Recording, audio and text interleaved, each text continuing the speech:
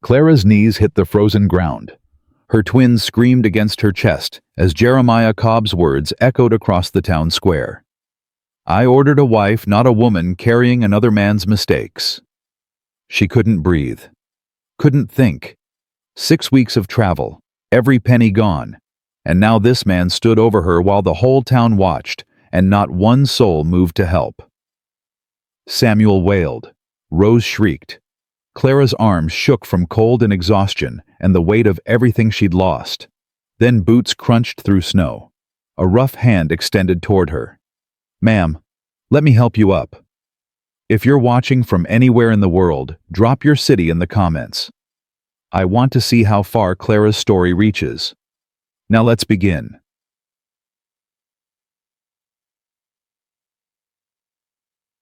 The freight wagon had been Clara's coffin for 6 weeks. She'd buried herself in the back with her twins nursing them through frozen nights, rationing stale bread, counting the miles like a prisoner counts days. William had been dead 7 months now. The debts had taken the house, the furniture, her wedding ring. Everything except these 2 babies and the letter from a stranger promising salvation. Jeremiah Cobb, cattle merchant. Dusty Creek, Wyoming territory. Seeking capable woman for partnership, comfortable home, honest work. Clara had written back the same day she'd sold her mother's china. She'd explained everything. Widow, twins, desperate but willing to work. He'd responded within the week. "Come west, we'll make arrangements." She'd read those 4 words 100 times during the journey, held them like a prayer. Let them carry her across 1,000 miles of nothing. Now she stood in the town square with snow soaking through her boots and those 4 words turning to ash in her mouth. "You wrote about children." Jeremiah's voice carried across the square. 40 years old, iron gray hair, a wool coat that cost more than everything Clara owned. "You didn't mention there were 2 of them." "I did mention." "You didn't mention they'd be this young." He stepped back like she carried plague. Like they'd need constant care. Like they'd be a burden on any household foolish enough to take them in. Clara's arms tightened around her babies. "Mr. Cobb, please. I explained my situation clearly in my letters. My husband died before you could trap him properly." Jeremiah's lip curled. Or after he realized what he'd gotten himself into. Someone in the crowd laughed, a woman's voice high and cruel. Clara felt heat flood her face. "My husband loved me. He died in a railroad accident. He left you with nothing." Jeremiah spread his hands, playing to the audience now. No money, no family, no prospects. Just 2 squalling infants and a desperate need for someone else to solve your problems. "That's not... I advertised for a wife." His voice rose, making sure everyone heard. "A partner. A woman who could help build something. Not a charity case. Not a burden." He looked her up and down with open disgust. "Not damaged goods." The words hit like fists. Clara's legs buckled. She went down hard knees, cracking against frozen ground, barely managing to keep the twins from hitting the dirt. Samuel screamed. Rose wailed. And Clara knelt in the snow while the town of Dusty Creek watched and did nothing. "Please." The words scraped out of her throat. "I have nowhere else. I sold everything. That's not my concern." Jeremiah straightened his coat. "I suggest you find another wagon heading east, Mrs. Mercer. Dusty Creek doesn't need another mouth to feed." He turned his back and walked away. Clara knelt in the snow, her babies screaming, her body shaking, and watched him go. Around her, faces turned away one by one. The entertainment was over. The stranger's humiliation complete. She tried to stand. Her legs wouldn't cooperate. The cold had seeped through her thin dress, through her skin, into her bones. Her fingers had gone numb where they gripped the babies. She couldn't feel her feet anymore. "Get up."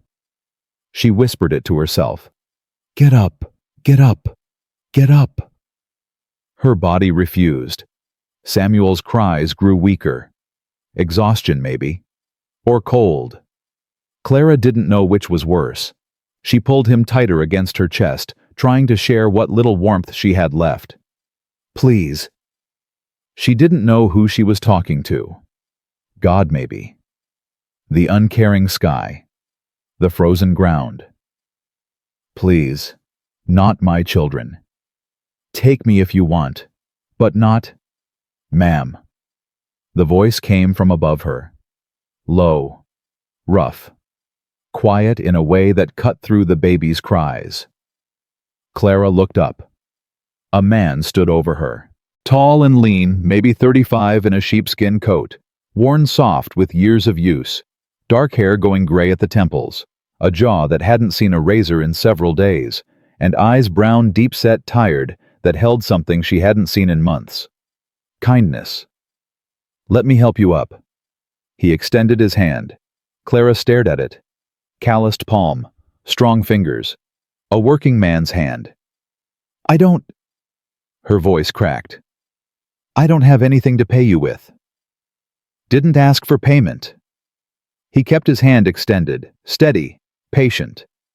Asked if I could help you up. Clara reached out. Her frozen fingers closed around his palm. He pulled her to her feet like she weighed nothing, one hand gripping hers, the other hovering near her elbow in case she stumbled. Jacob Thornton. He released her hand the moment she was stable. My mother runs the boarding house across the way. Warm rooms, hot food.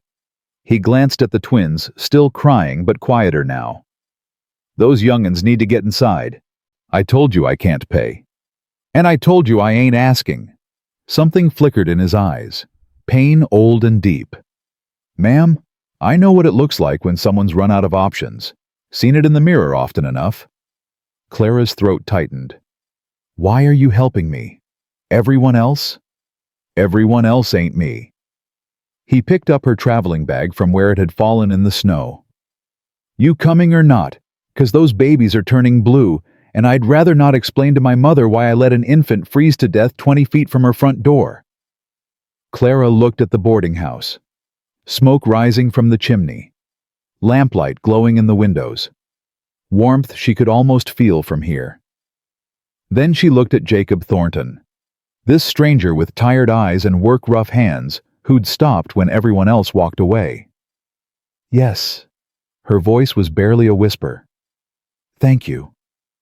Don't thank me yet. He started walking. You ain't met my mother. Ruth Thornton was a force of nature in a flour-dusted apron.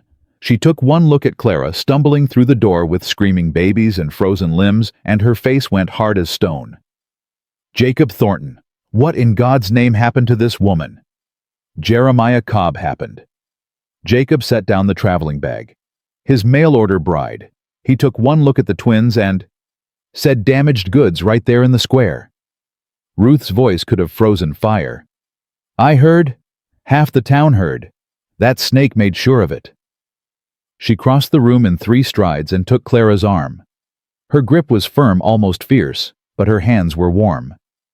Sit, now, before you fall down. Clara sat, or rather her legs gave out, and the chair caught her. The warmth of the room hit her like a wave, and suddenly she was shaking uncontrollably, her teeth chattering so hard she couldn't speak. Jacob, hot water, clean cloths, tea with honey, move. Jacob moved. Ruth crouched in front of Clara, her sharp blue eyes examining the twins with clinical efficiency. How long since they've eaten? 6 hours. Maybe 7. And you? Clara couldn't remember. Yesterday. The day before Ruth's expression told her that was answer enough. Give me one of them. She held out her arms. You can't nurse both at once when you're shaking like that. I'll hold the boy while you feed the girl. Clara hesitated. Every instinct screamed not to hand over her child to a stranger. But Ruth's eyes held no malice. Only practicality. Only the kind of fierce competence that came from decades of keeping people alive. She handed over Samuel. Ruth took him with practiced ease, tucking him against her shoulder, rubbing his back in slow circles. There now, hush. Your mama's right here. She's just getting your sister sorted first. Samuel's cries faded to whimpers. Clara fumbled with the buttons of her dress, her fingers clumsy with cold. Rose latched on hungrily, her small body finally relaxing as warmth and milk flooded through her. That's it? Ruth's voice softened. Good girl, both of you. Jacob returned with a basin of steaming water, clean cloths, a cup of tea. He set everything on the table near Clara, then retreated to the far side of the room, giving her space, giving her dignity. Drink. Ruth nodded at the tea. Don't argue. Don't thank me. Just drink. Clara drank. The honey-sweetened warmth spread through her chest, loosening the frozen knot that had lived there for weeks. How long were you out there? Ruth asked. In the square? 20 minutes. Maybe 30. 20 minutes. Ruth's jaw tightened. In this cold. With 2 infants. And not one person in that square thought to... She stopped. Breathed. Controlled herself. Never mind. You're here now. Mrs. Thornton, I have to be honest with you. Clara's voice came out steadier now. I have 17 cents. That's everything. I can't afford... Child, did I ask about money? No, but... Then don't bring it up. Ruth shifted Samuel to her other shoulder. Right now you're a guest in my home. We'll sort out the rest when you're not half frozen and starving. Clara felt tears burning behind her eyes. She blinked hard, refusing to let them fall. Why? The question escaped before she could stop it. You don't know me. You don't owe me anything. Why are you... Because I remember. Ruth's voice went quiet. Rough. 30 years ago I came to this territory with nothing but a sick husband and a baby on the way. Nobody helped us. We almost died that first winter. She met Clara's eyes. I swore if I ever saw someone in that position, I'd do different. So here I am, doing different. Clara didn't have words. She held her nursing daughter and watched this fierce old woman comfort her son, and something cracked open in her chest. For the first time in 7 months, she didn't feel completely alone. Bow. The next 3 days passed in a haze of sleep and recovery.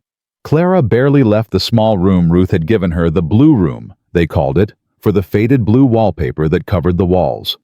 She slept between the twins' feeding times, ate whatever Ruth brought up, and slowly felt strength seep back into her bones. On the 4th morning, she came downstairs to find Jacob waiting in the common room. He stood when she appeared, hat in hand, freshly shaved, looking distinctly uncomfortable. Mrs. Mercer, Clara. He cleared his throat. I was hoping we could talk about work. Clara's heart stuttered. Work? I run a cattle operation. 500 head, give or take. It ain't the biggest spread in the territory, but it's solid. Jacob turned his hat in his hands. Problem is, I'm drowning in paperwork. Account supply orders, breeding records, my wife used to handle all that, and since she... He stopped, swallowed. Since she passed, I've let it go to hell. Clara waited. Let the silence stretch. My mother says you kept books for your husband's business, that you're good with numbers. I am. Then I've got a proposition. Jacob met her eyes. Room and board here at the boarding house. $30 a month on top of that. You'd manage the ranch accounts, handle correspondence, keep the records straight. He paused. It's honest work, hard work, but it'd be yours. Clara's mind raced. $30 a month. Room and board. A chance to build something instead of just survive. People will talk. She had to say it. Had to be sure he understood. A young widow working for a widower, living in his mother's house. After what happened in the square, let them talk. Jacob's voice hardened. I spent 2 years listening to what people said after Sarah died, about how I should move on, find another wife, stop moping around like a ghost. His jaw tightened.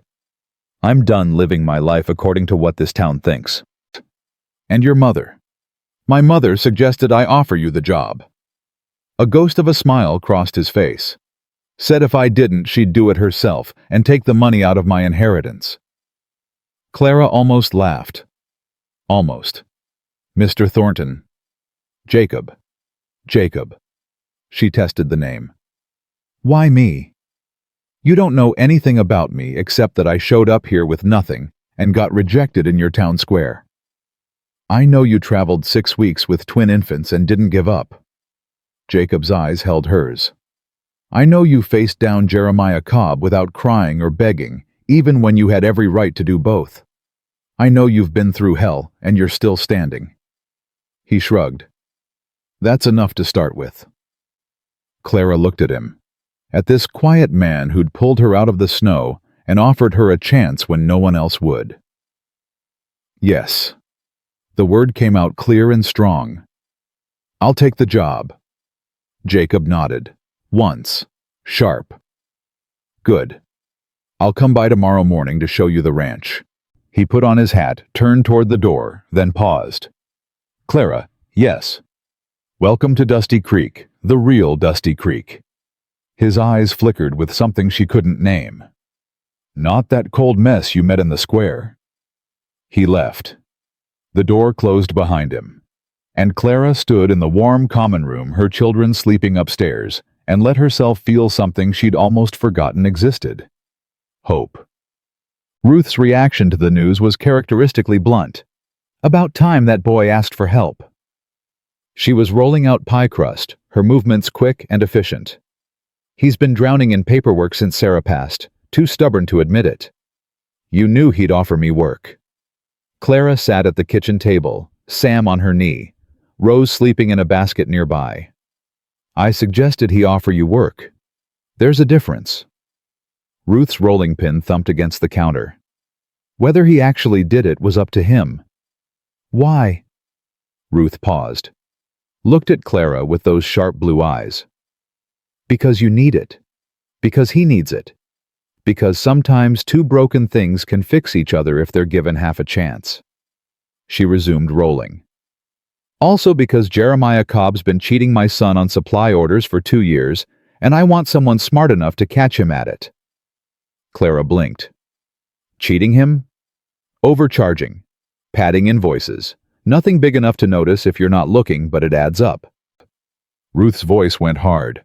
Cobb's been squeezing every rancher in this territory, building his empire one stolen dollar at a time. And you think I can catch him? I think you kept books for a business in St. Louis. I think you know what honest numbers look like. Ruth fixed Clara with a piercing stare. Am I wrong? No. Clara's mind was already working. You're not wrong. Good. Ruth went back to her pie crust. Then catch him, make him pay. And while you're at it, help my son remember that he's allowed to live again. Clara didn't ask what that meant. She had a feeling she already knew. The next morning, Jacob arrived at dawn. Clara was already dressed and waiting, the twins bundled and ready for Ruth to watch. She'd spent half the night lying awake planning, strategizing, imagining what the ranch accounts might look like. You're up early. Jacob sounded surprised. Couldn't sleep. Clara pulled on her coat, a worn but serviceable wool thing Ruth had lent her. Kept thinking about those supply orders you mentioned. Already working, and you haven't even seen the books yet. I like to be prepared. Something shifted in Jacob's expression. Respect, maybe, or recognition. Let's go then. They walked through town as the sun came up, painting the snow in shades of pink and gold. Clara noticed people watching from windows. Noticed the whispers that followed them down the street. She kept her head high. Let them look. That's Cobb's Mercantile. Jacob nodded toward a large building on the corner. Only supply store in town. He's got a monopoly on everything ranchers need. Convenient for him? Profitable, you mean? Jacob's voice darkened. His brother's on the town council. Between the two of them, they've got their fingers in everything. And nobody challenges them. People have tried. They don't try twice. Jacob glanced at her. Cobb's got a way of making problems disappear. or making the people who caused them disappear instead. Clara filed that information away. What happened to the last person who challenged him? Rancher named Pete Sullivan accused Cobb of price fixing at a cattlemen's meeting. Jacob's jaw tightened. 3 months later, Pete's barn burned down. No proof it was Cobb, but everyone knew. And he's still in business, still respected. Feared, Jacob corrected. There's a difference. Cobb ain't respected. He's just powerful enough that people are scared to cross him. They walked in silence after that, Clara thinking about power and fear and the kind of man who'd humiliate a stranger in the town square to protect his reputation. The ranch appeared over a ridge larger than Clara had expected. A solid wooden house, 2 stories with smoke rising from both chimneys. A massive barn. Corrals stretching into the distance where cattle milled and lowed. This is it. Jacob's voice carried a note of pride. Thornton Ranch. My father built the first cabin 60 years ago. I've added to it since. It's beautiful. It's work. But he smiled slightly. Good work, though. The kind that matters. He led her inside to a small office off the main room. Clara stopped in the doorway. Papers everywhere. Stacked on the desk, piled on chairs, scattered across the floor. Ledgers, half-open receipts, crumpled correspondence buried under layers of chaos. This is... Clara searched for diplomatic words. A disaster. Jacob ran a hand through his hair. I know. Sarah kept everything perfect. After she died, I just... couldn't. Every time I sat down to work on it, I'd think about her, and I'd have to leave. Clara understood that kind of grief, the way it lived in ordinary objects, made simple tasks impossible. May I... She gestured toward the desk. Please. She moved into the room, picking up the nearest ledger, opening it to a random page. The handwriting was cramped, inconsistent. Numbers that didn't quite add up, dates out of order. But underneath the chaos, she could see the bones of a system. Someone had known what they were doing once. Your wife set this up.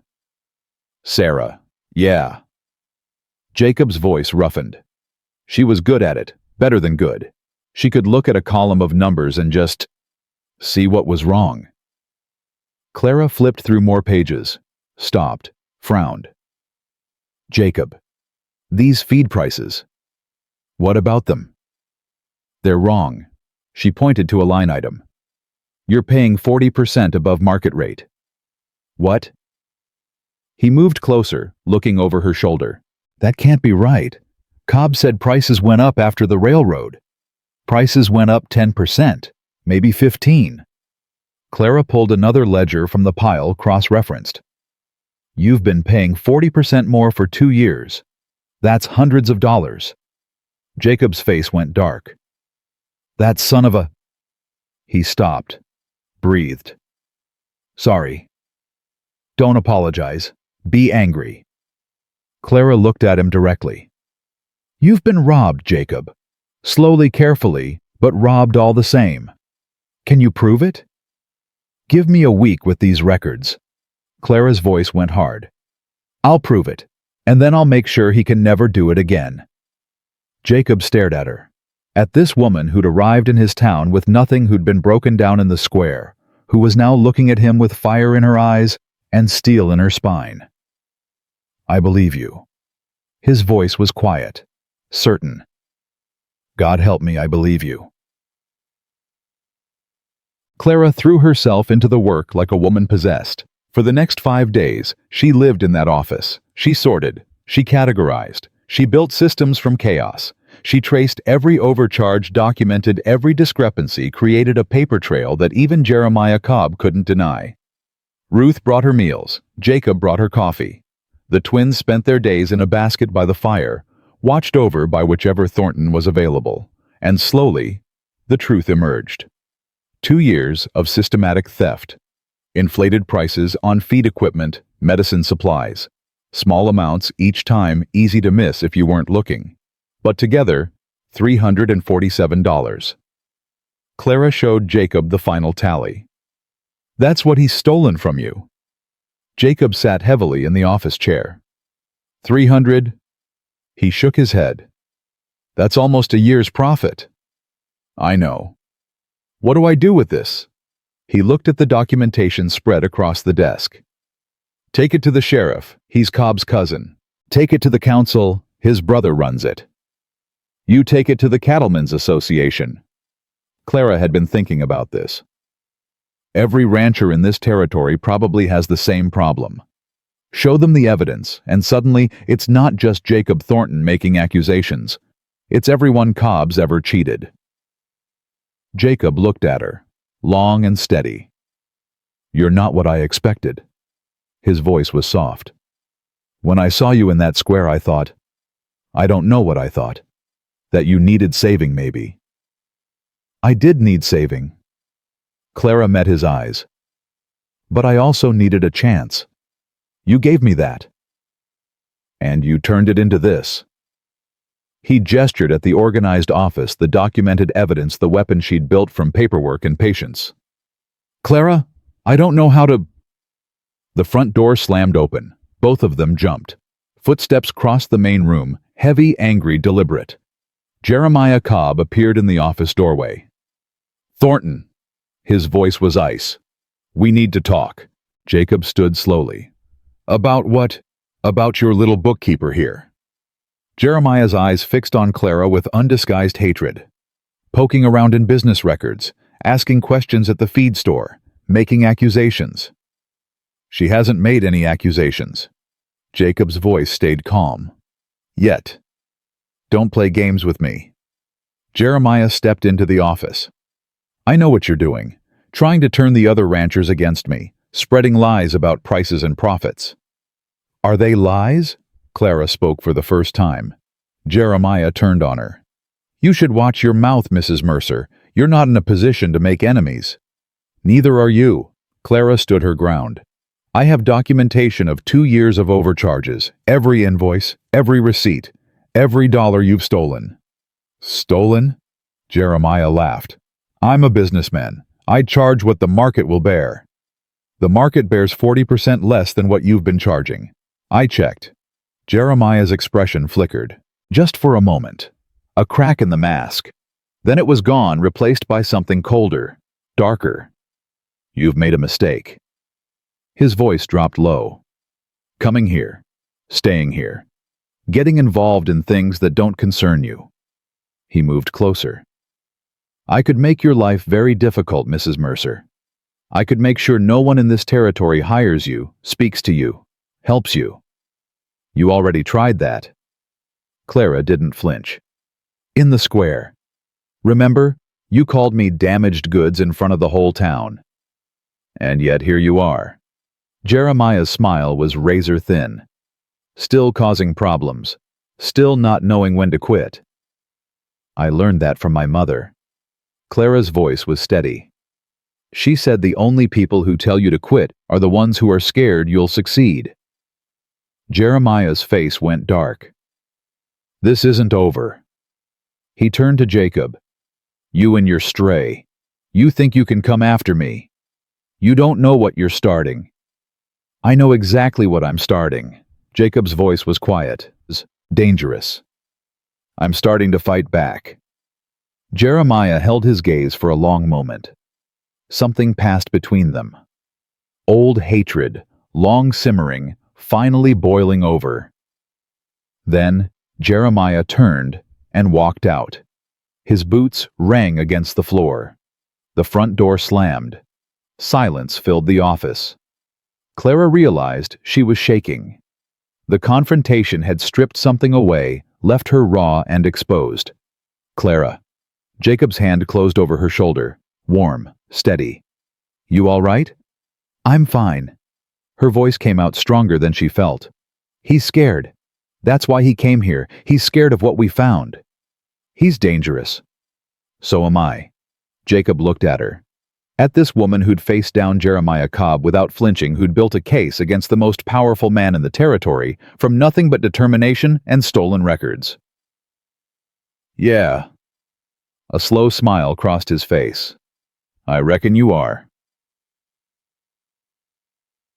That night, Clara sat in her room at the boarding house watching her twins sleep. Samuel's small fist curled against his cheek. Rose's rosebud mouth made sucking motions even in dreams. So small, so helpless, so completely dependent on her. She'd come to Dusty Creek looking for safety, for stability, for a future she could count on. Instead, she'd found herself in the middle of a war. Jeremiah Cobb wasn't going to stop. She'd seen that in his eyes today. He'd push back hard using every weapon he had. The council, the town, the gossip mill that had already marked her as damaged goods. But she'd also seen something else today. Something she'd almost forgotten existed. Her own strength. She'd faced down the most powerful man in the territory and hadn't blinked. She'd built a weapon from paperwork and patience. She'd proven that she was more than what happened in that square. Ruth's words echoed in her mind. Sometimes two broken things can fix each other if they're given half a chance. Clara looked at her sleeping children, at the room that had become home, at the future that was finally tentatively taking shape. She wasn't broken anymore. She was just getting started. The knock came just before midnight. Clara jerked awake, heart pounding. Footsteps in the hall. Ruth's voice tight with urgency. "Clara, get dressed, now!" She was out of bed in seconds. "What is it? What's wrong?" Ruth's face appeared in the doorway, pale in the lamplight. "The ranch." Her voice shook. "Someone set fire to Jacob's barn." Clara ran. Her boots slammed against the frozen ground, every breath burning in her chest. Ahead of her, orange light painted the night sky, and the smell of smoke grew thicker with every step. Ruth had stayed with the twins. Jacob had already gone ahead. Clara didn't know why she was running toward a fire instead of away from it, didn't know what she could possibly do when she got there. She just knew she had to go. The barn came into view, and her heart stopped. Flames poured from the hayloft, climbing the wooden walls, reaching toward the black sky like clawing fingers. Cattle screamed in the nearby corral, panicked by the smoke. Men shouted their voices, swallowed by the roar of the fire. And in the center of it all, Jacob. He was leading horses out of the barn, one in each hand, their eyes rolling white with terror. Smoke billowed around him. Sparks rained down on his shoulders. He didn't stop. "Jacob!" Clara screamed his name, but the fire swallowed the sound. She ran toward the corral, where the cattle were pressing against the fence, threatening to trample each other in their panic. A man she didn't recognize was trying to open the gate, but the animals kept surging against it, making it impossible. "Move!" Clara grabbed a horse blanket from the ground and waved it at the cattle, driving them back from the gate. "Get them back! Now!" The man stared at her for half a second, then understood. He grabbed another blanket, and together they pushed the cattle away from the gate, creating enough space to swing it open. The animals poured out into the night, scattering across the snow-covered field. Better loose than dead. Clara turned back to the barn. Jacob had gotten the horses out, but was heading back inside. "Jacob, no." He'd disappeared into the smoke. Clara ran toward the barn door. Heat hit her like a wall, pushing her back. She could barely see through the smoke, couldn't make out anything inside. Jacob? Nothing, just the roar of flames and the crack of burning timber. She pulled her shawl over her mouth and stepped into the inferno. The heat was unbearable. Her eyes streamed, her lungs screamed for clean air, but she pushed forward one step at a time, searching for any sign of him. "Jacob, where are you?" A crash somewhere to her left. A beam falling. Clara flinched away, felt the heat sear past her face. "Clara!" His voice somewhere ahead. She stumbled toward it, tripping over debris, her hand finding a stall door and using it to guide her forward. Then she saw him. Jacob was pinned against the back wall, a fallen beam across his path, flames climbing on either side. He was trying to lift it, but the wood was too heavy, and every second the fire grew closer. "Go back!" he shouted when he saw her. "Get out of here! Not without you!" Clara grabbed the other end of the beam. The wood was hot enough to burn through her gloves. She didn't care. On 3. She braced herself. 1, 2, 3. They lifted together. Clara's arms screamed. Her back threatened to give out, but the beam moved inch by inch until there was just enough space for Jacob to squeeze through. He grabbed her hand and they ran. The barn groaned behind them. Timbers cracked. The roof began to cave. They burst through the door and kept running, didn't stop until they were 50 feet away, collapsed in the snow, gasping for air. Clara's lungs burned. Her hands throbbed where the hot wood had seared through her gloves. But she was alive. They were both alive. "You stupid, stubborn woman." Jacob's voice was hoarse, rough with smoke. "You could have died in there." "So could you." Clara coughed, trying to clear her lungs. "What were you thinking going back in?" "There was a calf. Newborn. I couldn't just—" He stopped, coughed. "I couldn't save it. The smoke was too thick. I couldn't find it." Clara heard the anguish in his voice. This man who'd lost so much already losing more tonight. She reached over and took his hand. Didn't say anything. Just held on. They sat together in the snow, watching the barn burn while ranch hands scrambled to contain the fire and save what they could. It wasn't until dawn that the full damage became clear.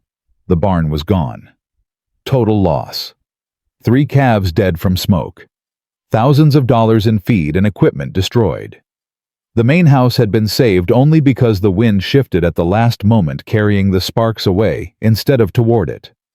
Clara stood in the gray morning light surveying the destruction. Her borrowed dress was ruined, scorched, and torn.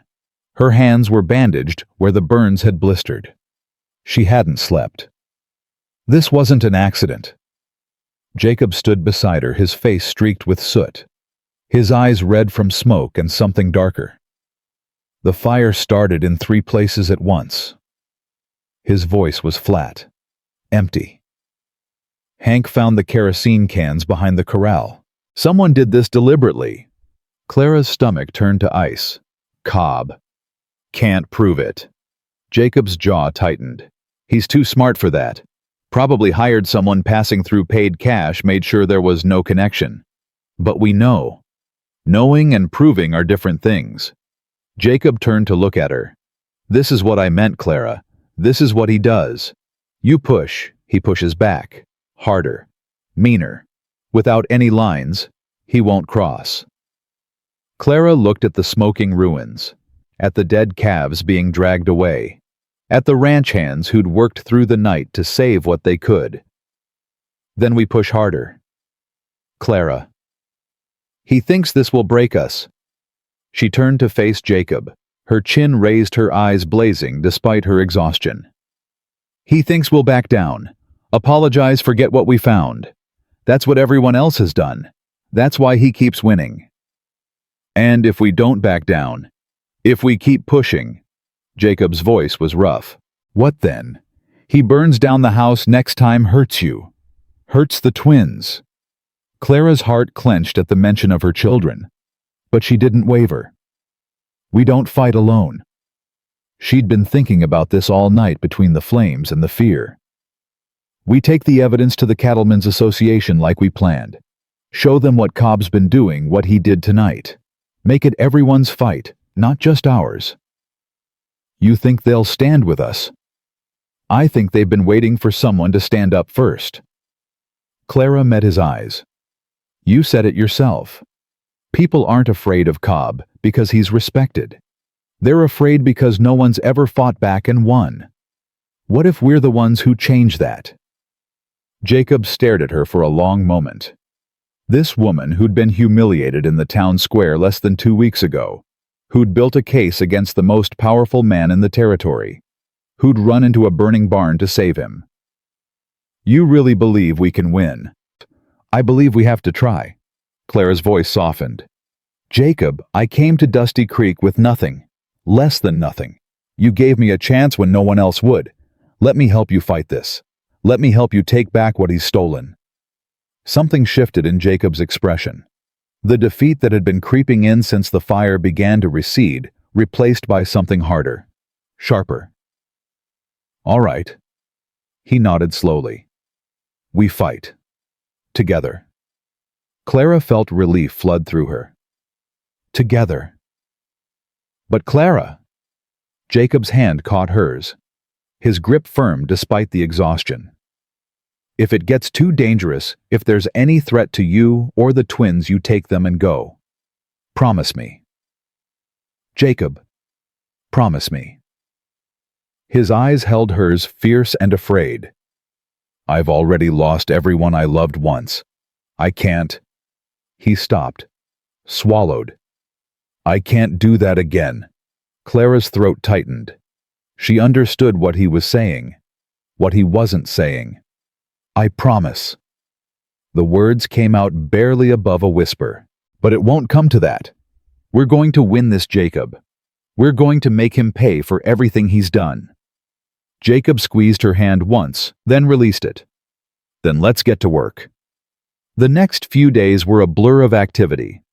Jacob called a meeting of the Cattlemen's Association for the following Saturday. Clara spent every waking moment preparing the evidence, organizing documents, practicing her presentation until she could recite the numbers in her sleep. Ruth watched the twins during the day and worried at night. You're pushing too hard. She caught Clara in the kitchen at midnight poring over records by lamplight. You need rest. I'll rest when this is over.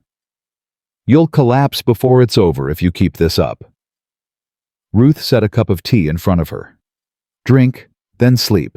The papers will still be there in the morning. Clara wanted to argue, but her eyes were burning and her hands were shaking, and she knew Ruth was right. 1 hour. She wrapped her hands around the warm cup. Then I need to finish the summary for the Henderson Ranch. Ruth sat down across from her. Tell me something, child. Why does this matter so much to you? Clara looked up. What do you mean? I mean, you've been here 2 weeks. You could walk away from this fight. Take your wages, find another position somewhere else, start fresh, where Cobb can't touch you. Ruth's eyes were sharp, searching. Instead, you're burning yourself out to take down a man who wronged complete strangers. Why? Clara was quiet for a long moment. The question deserved an honest answer. Because I've been the person no one stood up for. The words came slowly, pulled from somewhere deep. In St. Louis, after William died, I watched people turn away. Friends, neighbors, people I'd known for years. They saw me struggling, and they looked the other way because getting involved was inconvenient. She stared into her tea, seeing the past reflected in the dark liquid. Every rancher Cobb has cheated, every family he's stolen from, they're struggling too. They're looking around wondering why nobody helps, why nobody fights back. Clara looked up at Ruth. I can't change what happened to me in St. Louis. But I can change what happens here. I can be the person who stands up even if it's hard, even if it's dangerous. Ruth studied her for a long moment. Then she reached across the table and covered Clara's bandaged hands with her own. Sarah would have liked you. Her voice was rough with emotion. My Jacob's wife. She had that same fire in her. That same stubbornness. A sad smile crossed her face. He sees it too, you know. Why do you think he's fighting so hard? Clara's cheeks warmed. Ruth, I'm not matchmaking. I'm just observing. Ruth stood, her practical manner returning. Now drink your tea and go to sleep. You'll need your strength for what's coming. Clara obeyed. But as she climbed the stairs to her room, Ruth's words echoed in her mind. He sees it too. She didn't know what to do with that. Didn't have room in her heart for anything except the fight ahead. But some small part of her, some part she'd thought was dead and buried, stirred to life. And she let it. Saturday arrived cold and gray, the sky heavy with the promise of snow. The Cattlemen's Association met in the back room of the Dusty Creek Saloon. 15 ranchers from across the territory, men who controlled thousands of head of cattle and hundreds of miles of land. Clara had never been more nervous in her life. "You ready?" Jacob asked as they approached the saloon. "No." Clara clutched the folder of documents to her chest. "But I'm going anyway." The room fell silent when they entered. 15 weathered faces turned toward them. Clara saw surprise in some, hostility in others. One woman in a room full of men. One woman who'd been publicly rejected in the town square less than 3 weeks ago. She lifted her chin and walked to the front of the room. "Gentlemen?" Her voice came out steady, stronger than she felt. "Thank you for coming. I know you're busy men with better things to do than listen to a stranger, so I'll keep this brief." She opened her folder and began laying documents on the table. "In the past 2 weeks, I've reviewed Thornton Ranch's financial records. What I found was systematic overcharging by Cobb Mercantile. Feed prices inflated by 40%. Equipment marked up beyond market rate. Medicine supplies, even basic goods, priced higher than anywhere else in the territory." Murmurs rippled through the room. Clara pressed on. "The total theft from Thornton Ranch over 2 years comes to $347. Nearly a year's profit." She looked around the room. "I suspect similar numbers exist in your books. Similar patterns. Similar theft." "Now hold on." A large man in the back stood up. Clara recognized him as Henry Morrison, owner of the second largest spread in the territory. "You're making serious accusations against a respected businessman. You got proof." "I have documentation." Clara pulled out a stack of invoices. Every overcharge, every inflated price, cross-referenced with market rates from Chicago and Denver. She held them up. "It's all here. Anyone who wants to see it is welcome." More murmurs, some angry, some uncertain. Clara saw men exchanging glances, saw the doubt warring with the hope. "Even if this is true," another rancher spoke up, "what do you expect us to do about it? Cobb's got the council in his pocket. The sheriff's his cousin. We can't fight him alone." "You're not alone." Jacob stepped forward, his voice carrying across the room. "That's the point. Cobb wins because we let him pick us off one by one. We're scared to stand together because we think no one else will back us up." He looked around the room, meeting each man's eyes in turn. 3 nights ago, someone burned down my barn. 3 calves dead, thousands of dollars in damage. We found kerosene cans behind the corral." His jaw tightened. "No proof it was Cobb, but we all know the truth. This is what he does. This is how he keeps us in line." "So what's changed?" Morrison asked. "Why should we stick our necks out now?" "Because now we have evidence." Clara spoke up. "Documentation that proves what he's been doing. If we present this together as an association, it's not one rancher making accusations, it's all of us. That's harder to ignore, harder to suppress. And if he retaliates, a younger rancher near the door, burns our barns too, then he proves our point." Clara's voice hardened. "Gentlemen, I understand the fear. I've felt it myself, but consider the alternative. Keep paying Cobb's inflated prices. Keep watching your profits disappear into his pockets. Keep living under his thumb, hoping he doesn't decide you're next." She paused, letting the words sink in. "Or we fight back. Together. We take this evidence to the territorial authorities. We find new suppliers even if we have to bring them in from outside. We show Cobb that he can't terrorize this community anymore." Silence fell over the room. Clara's heart pounded. She'd said everything she could say. Now it was up to them. Morrison was the first to speak. "I've suspected Cobb was cheating me for years." His voice was gruff. "Never could prove it. Never had the guts to push." He looked at Clara with something like respect. "This woman's been here less than a month, and she's done more than any of us." He stood up, crossed the room, and took one of Clara's documents. "I'm in." He looked around at the others. "Who's with me?" For a long moment, nobody moved. Then another rancher stood, and another, and another. One by one, they rose from their seats until every man in the room was standing. Clara felt tears prick her eyes. She blinked them back hard.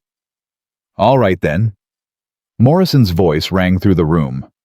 Let's show Jeremiah Cobb what happens when he crosses the wrong people. The meeting lasted another 2 hours. They formed committees, assigned tasks, created a plan for presenting the evidence to the territorial authorities, discussed alternative suppliers and ways to break Cobb's monopoly. Clara took notes, answered questions, provided documentation. By the end, her voice was hoarse and her hands were cramping, but she'd never felt more alive. You did good. Jacob found her afterward as the ranchers filed out into the cold. Better than good. You convinced them. They convinced themselves. Clara gathered her papers. They just needed someone to go first. And that someone was you. Jacob's eyes were warm in the lamplight. Clara, I don't know how to thank you. What you've done for this ranch, for this community. Don't thank me yet. Clara stuffed the papers into her folder. We haven't won anything. We've just started fighting. But we've started. Jacob's hand caught her arm, stopping her. That matters. That matters more than you know. Clara looked up at him. At this man who'd pulled her out of the snow and given her a chance. Who'd stood beside her through threats and fire and fear. Jacob, The saloon door banged open. A boy, maybe 12 years old, burst through, his face red from running. Mr. Thornton. Mrs. Mercer. He gasped for breath.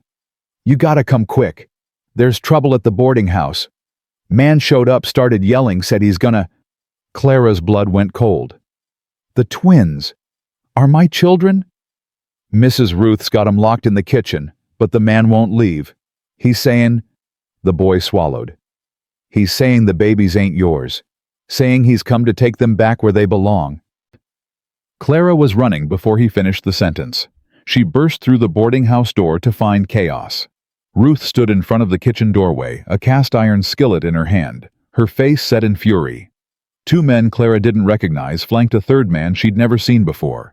Tall, thin, with a face like a ferret, and eyes that made her skin crawl. And behind them, watching from the corner with a smile of pure satisfaction, stood Jeremiah Cobb. There she is. The ferret-faced man pointed at Clara. That's the woman who stole my brother's children. I never... Clara's voice caught. I don't know who you are. I've never seen you before in my life. I'm Edgar Mercer. The man stepped forward. William's brother, and those children in there are my family's property. You had no right to take them. Property. Clara's shock gave way to fury. They're not property. They're my children. I gave birth to them. After my brother died. Edgar's lip curled. Convenient, wasn't it? The way he passed before anyone could verify those brats were really his. Clara felt like she'd been slapped. How dare you? I have documentation. Edgar pulled a folded paper from his coat. Signed by a judge in St. Louis. It says those children should be in the custody of their father's family, not a widow of questionable character who ran off to the frontier to escape her debts. That's a lie. Clara's voice shook. William had no family. He told me... William said a lot of things. Edgar's smile was poison. Most of them weren't true. But I'm the truth, Mrs. Mercer. And I'm here to take what's mine. Clara's mind raced. This couldn't be real. William had told her he had no family. No brothers, no parents, no one. She'd believed him. She'd never had reason not to. But what if he'd lied? Let me see that document. Jacob had arrived, pushing through the door behind Clara. He held out his hand. If you've got legal claim, prove it. Edgar hesitated. For just a moment, uncertainty flickered across his face. That was all Clara needed. You don't have anything. Her voice steadied. That paper's a fake. There is no judge in St. Louis who would give custody of children to a man who's never met them. Mrs. Mercer? No. Clara stepped forward, her fear transforming into something hotter, sharper. I don't know who you are, or who paid you to come here, but I know a lie when I hear one. William Mercer was an only child. His parents died when he was 12. He told me that on our wedding night, and he had no reason to lie. She looked past Edgar to where Cobb stood watching. "But you do. Don't you, Mr. Cobb?" Cobb's smile didn't waver. "I'm sure I don't know what you mean." "I think you do." Clara's voice carried across the room. "I think you hired this man to show up with fake papers and intimidate me. Make me scared enough to back down, drop the case against you, disappear." "That's quite an accusation." "It's the truth." Clara felt strength flowing through her hot and fierce. "You tried threats. You tried fire. Now you're trying to take my children. But it won't work." She stepped closer to Cobb, close enough to see the anger flickering behind his calm mask. "I'm not going anywhere, and neither is the evidence against you." Cobb's facade cracked. Just for a second, just enough for Clara to see the rage underneath. "You're making a mistake, Mrs. Mercer." His voice dropped low, dangerous. "A very serious mistake. The only mistake I made was coming to this town expecting you to be a decent human being." Clara held his gaze. "But I've learned my lesson. And I've learned something else too." She smiled, and there was nothing warm in it. "I've learned that bullies only win when people let them. And I'm done letting you win." The silence that followed was absolute. Then Jacob stepped forward. "Edgar, or whatever your name really is, I suggest you leave. Now, before I have you arrested for attempted kidnapping." "You can't. I'm deputy chairman of the Cattlemen's Association." Jacob's voice was iron. "And we just voted unanimously to support Mrs. Mercer and investigate Jeremiah Cobb's business practices. So unless you want to be the first casualty of that investigation, I suggest you walk out that door and don't look back." Edgar looked at Cobb. Cobb's jaw tightened, but he gave a small nod. "This isn't over." Edgar backed toward the door. "Those children are mine." Clara's voice cut like a blade. "And if you come near them again, I'll make sure every judge in the territory knows exactly what you tried to do here tonight." Edgar fled. Cobb lingered a moment longer, his eyes locked on Clara's. "You've made an enemy, Mrs. Mercer." His voice was soft, almost gentle. "I hope you understand what that means." "I understand perfectly." Clara didn't blink. "It means you're scared, and you should be." Cobb turned and walked out. The door closed behind him with a soft click. Ruth lowered the skillet. Jacob exhaled, and Clara's legs finally gave out. She sank into the nearest chair, her whole body shaking. The adrenaline that had carried her through the confrontation drained away, leaving nothing but exhaustion and fear. "The twins." Her voice cracked. "Are they safe?" Ruth hurried to the kitchen door, opening it to reveal Sam and Rose sleeping peacefully in their basket, completely unaware of the drama that had unfolded around them. "They slept through the whole thing, bless their hearts." Clara stumbled to the basket and fell to her knees beside it. She gathered both babies into her arms, held them against her chest, and finally let the tears come. "Hey." Jacob knelt beside her, his hand warm on her back. "It's okay. You're safe. They're safe. It's over." "It's not over." Clara's voice was muffled against Samuel's soft hair. "You heard him. This isn't over." "Maybe not." Jacob's hand moved in slow circles. "But you won tonight, Clara. You stood up to him, called his bluff, and won. That matters." Clara looked up at him through her tears. At this man who'd stood beside her through everything. Who'd fought for her when he had every reason to walk away. "Thank you." The words felt inadequate. "Jacob, I don't know what I would have done if you hadn't. You would have fought." His voice was certain. "With or without me. That's who you are, Clara. That's who you've always been." He reached out and brushed a tear from her cheek. His touch was gentle, careful, like she was something precious. "Get some rest." He offered her his hand. "Tomorrow we start planning our next move, but tonight you've earned some peace." Clara let him help her up. Let him guide her toward the stairs. let Ruth take the twins, and promised to watch them through the night.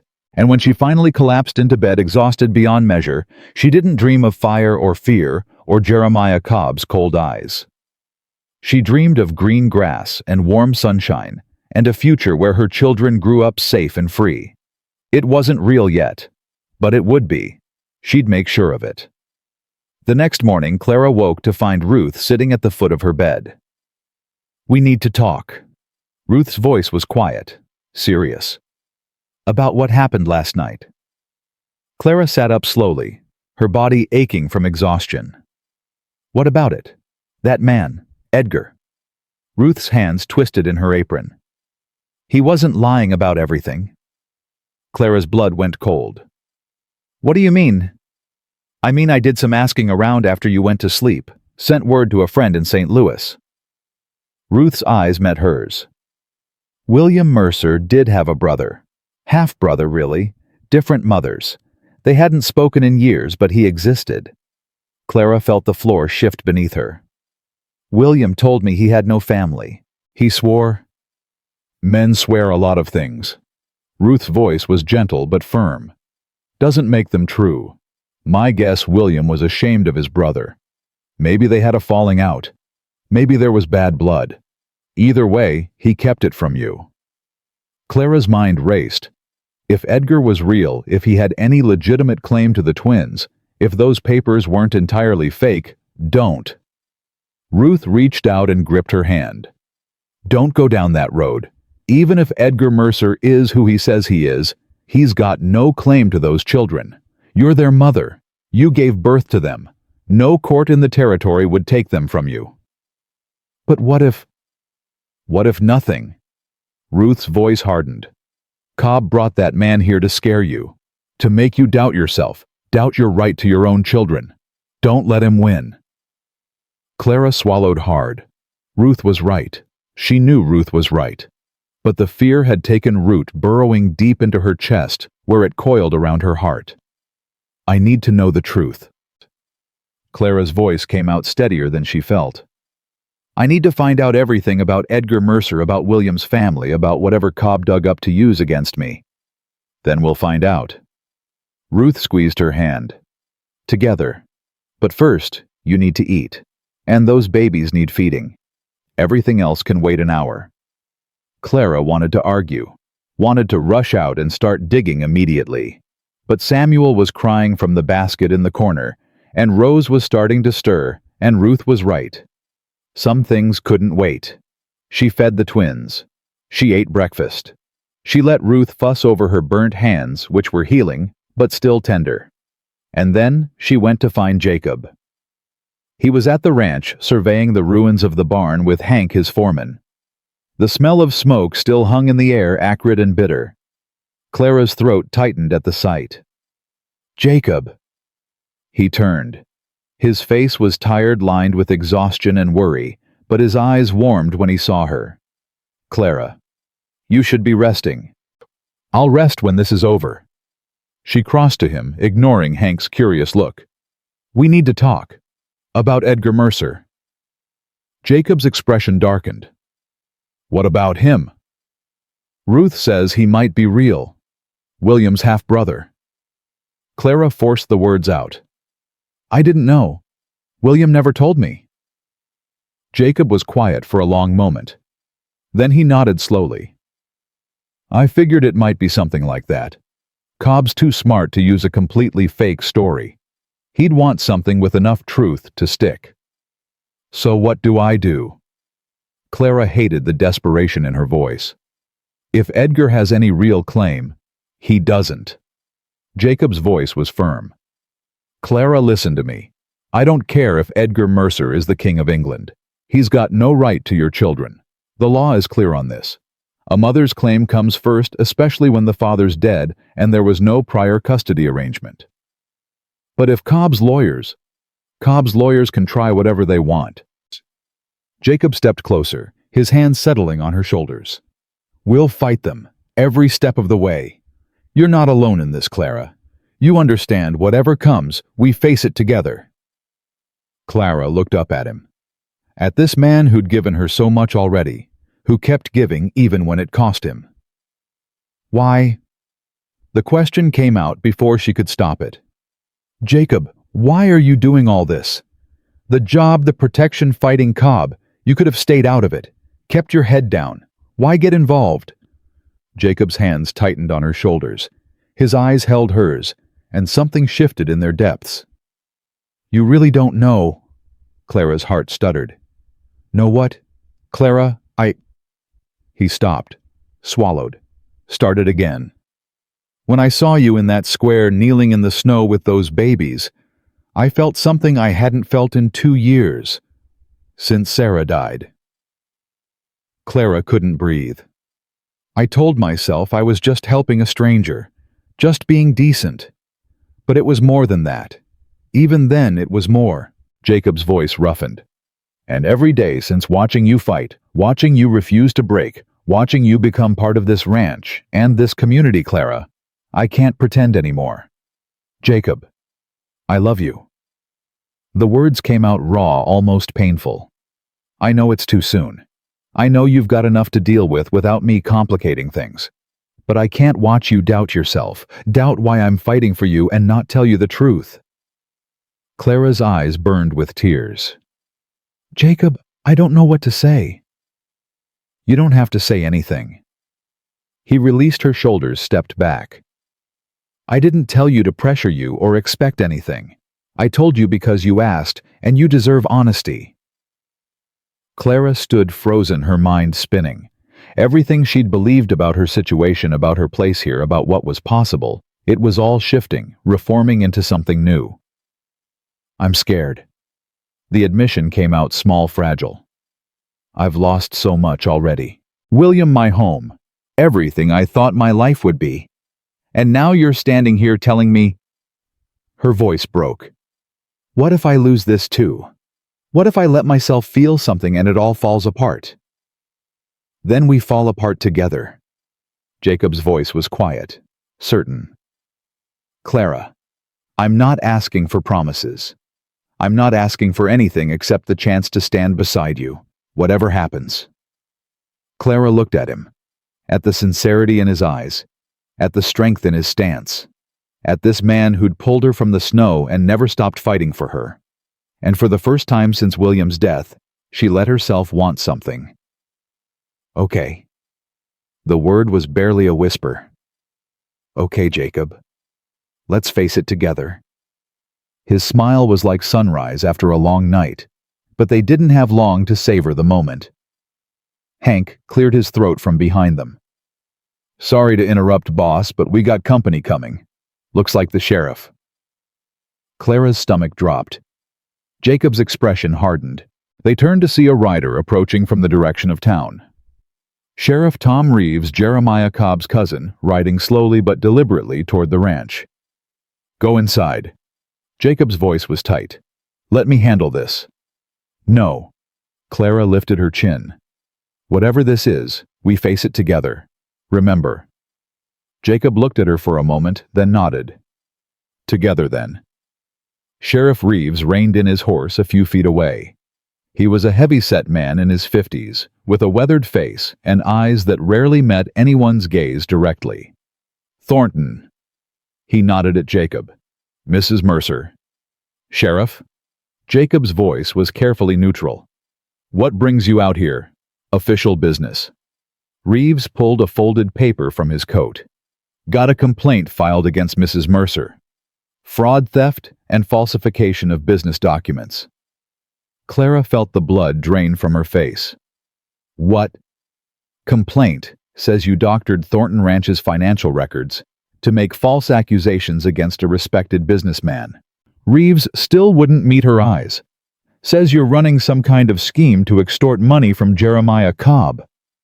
That's a lie. Clara's voice shook with fury. Every document I produced is accurate. I can prove... Ma'am, I'm not here to argue. Reeves finally looked at her, and Clara saw something in his eyes.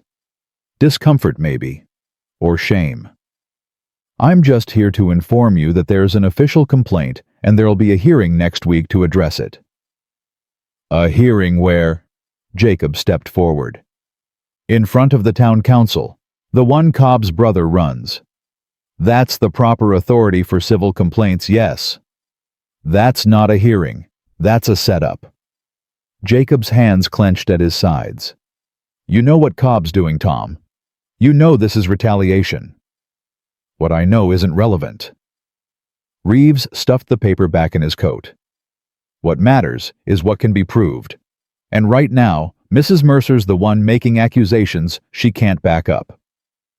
I can back up every single one. Clara forced her voice steady. I have documentation, invoices, receipts, market comparisons. Then you'll have a chance to present them at the hearing. Reeves turned his horse. Monday, 10 o'clock, Town Hall. He rode away without looking back. Clara stood in the cold morning air watching him go, feeling the trap closing around her. This is Cobb's move. Jacob's voice was tight.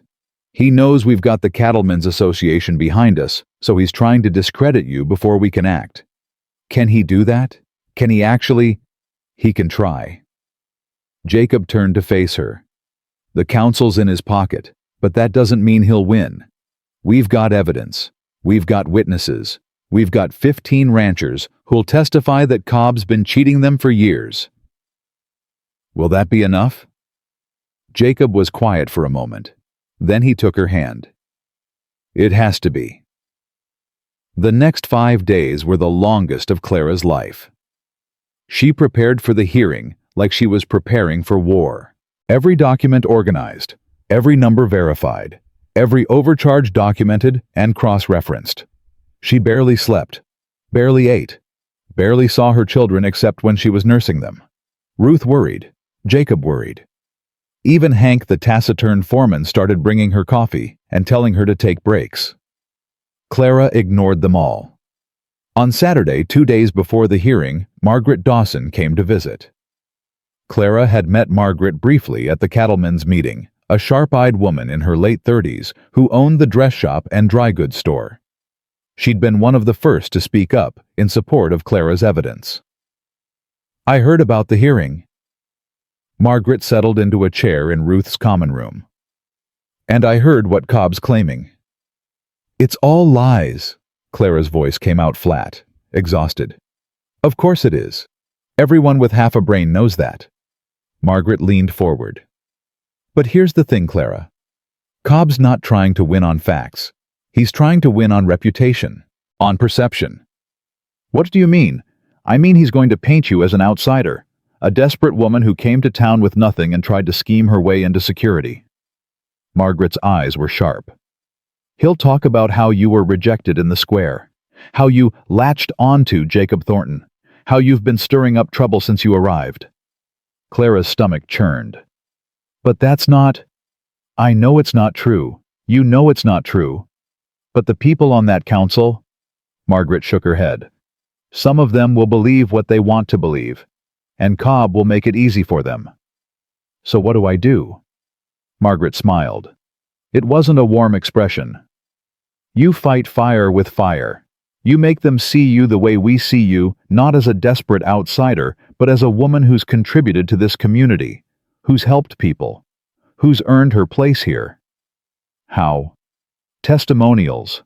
Not just from ranchers about Cobb's cheating those matter, but they're about him, not you. Margaret pulled a list from her pocket.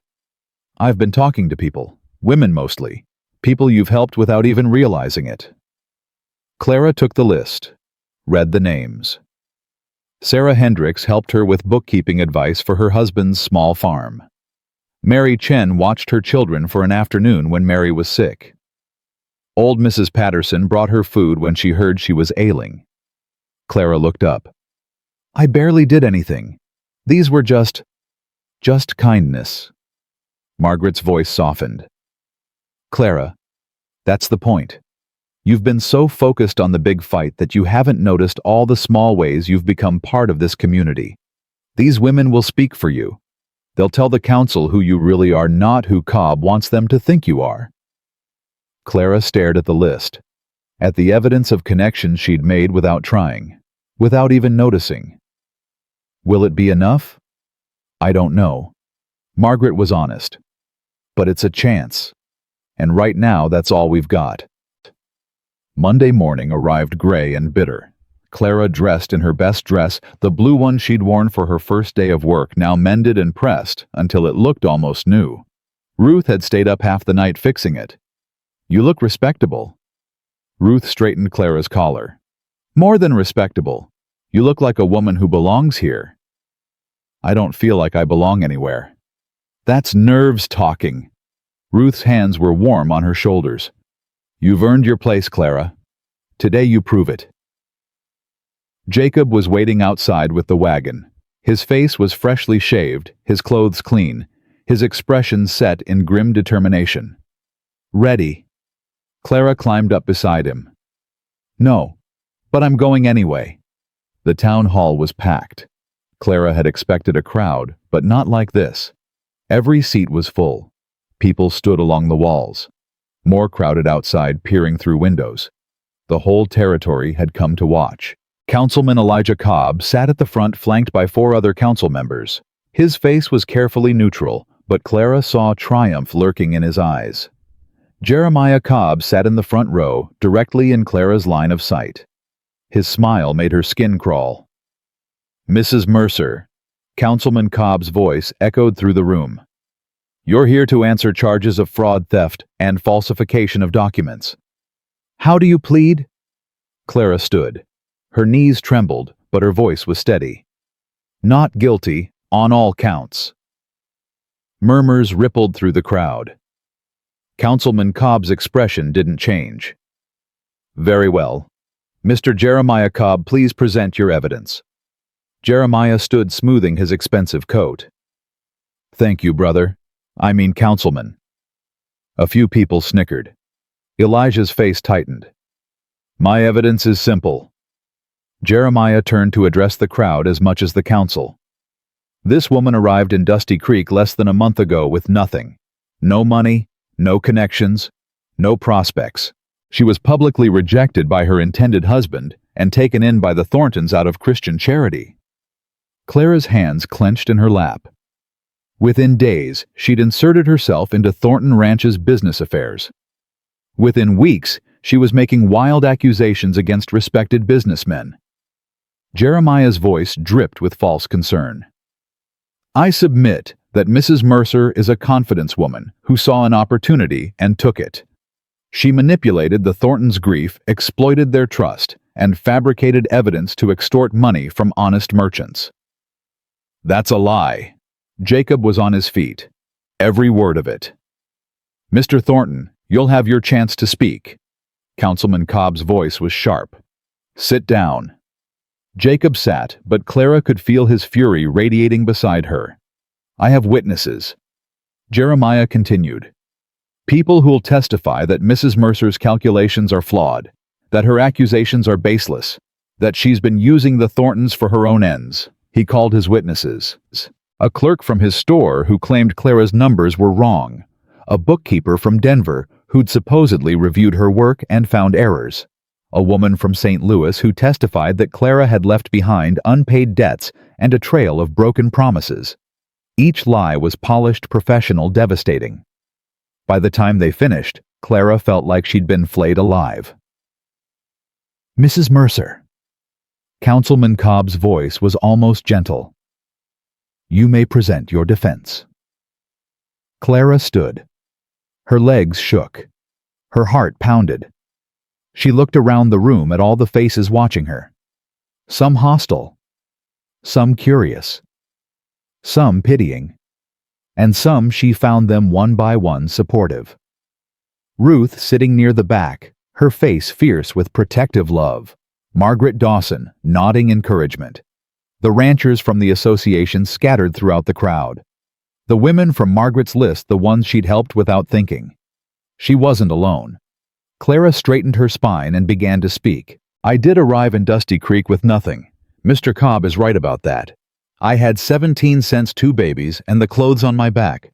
I'd sold everything I owned to answer a mail-order advertisement that turned out to be a cruel trick. She paused. Let the words sink in. I was humiliated in your town square. Rejected publicly. Left to freeze with my infants while your community watched and did nothing. Her voice hardened. Nothing, that is, except for Jacob Thornton, who saw a stranger in need and chose to help. Clara pulled her folder of documents from her bag. I didn't insert myself into Thornton Ranch's affairs. I was hired, given work because I was qualified to do it, and what I found when I looked at those records was theft. She held up the first invoice. 40% overcharges on feed. Here's the proof. Market rates from Chicago, market rates from Denver, and what Cobb Mercantile charged. She moved to the next document. Equipment marked up beyond any reasonable profit margin. Here's the comparison. And the next. Medicine priced higher than anywhere else in the territory. She faced the council directly. I didn't falsify anything. I didn't fabricate evidence. I documented what was already there in black and white in Mr. Cobb's own invoices. She pointed at Jeremiah. He's the fraud. He's the thief. And he's standing here accusing me of his own crimes because I had the audacity to expose them. The room erupted. People shouting. Council members banging for order. Jeremiah Cobb's face twisted with rage.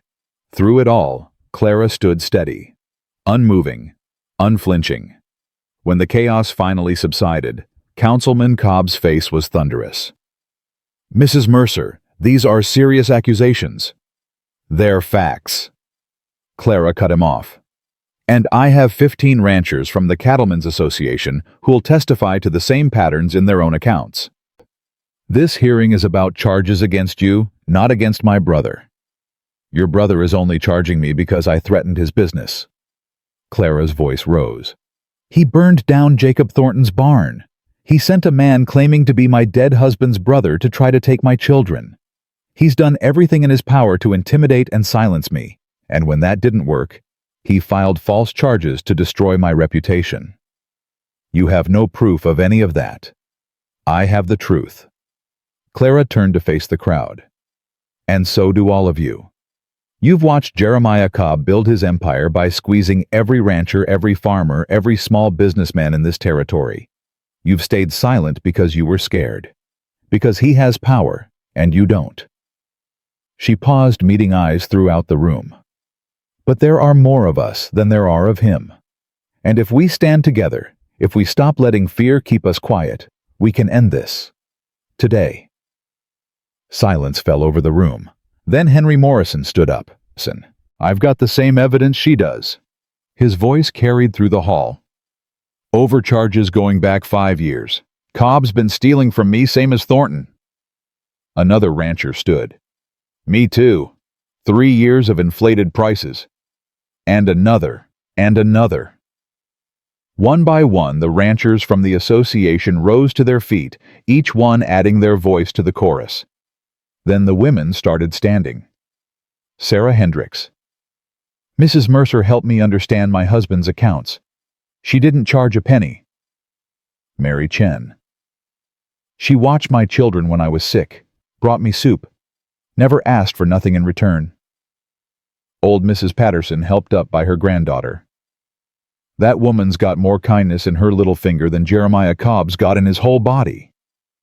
More and more voices. More and more people standing.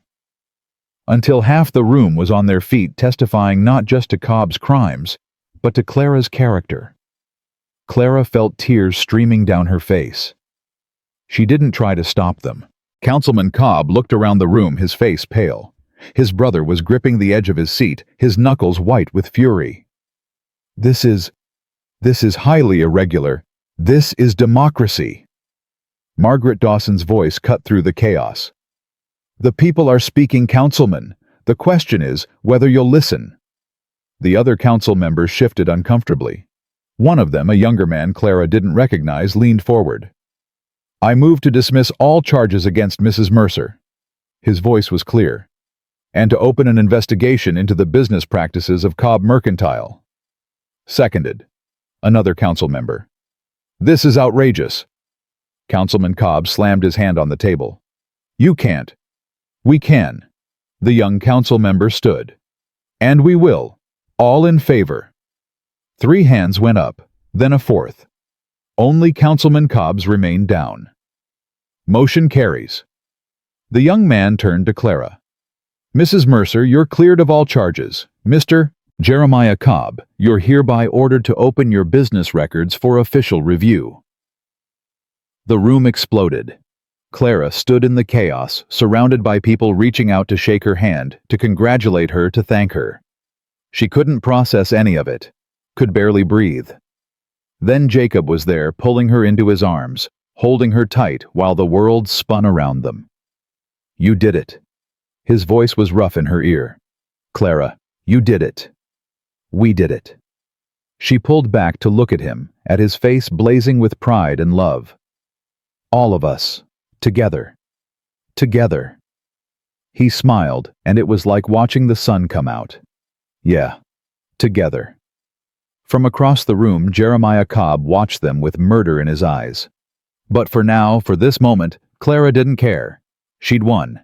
And she was just getting started. The celebration lasted 3 days. Ranchers rode in from across the territory to shake Clara's hand, to thank her, to share their own stories of Cobb's cheating. Women brought food to the boarding house until Ruth's kitchen overflowed.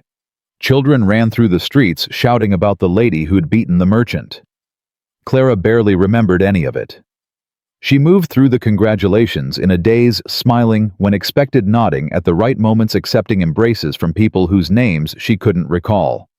The victory felt unreal, like something that had happened to someone else. On the 4th morning, she woke before dawn and found herself unable to stay in bed. The boarding house was quiet. The twins slept peacefully in their basket. Ruth's snores drifted from down the hall.